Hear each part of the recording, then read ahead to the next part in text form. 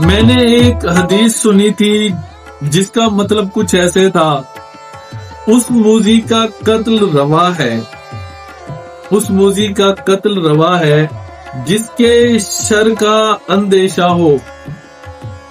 जिससे हो दरपेश किसी की जान को खतरा। लेकिन कल जब मेरे हाथों एक बिच्छू का कत्ल हुआ तो, लेकिन कल जब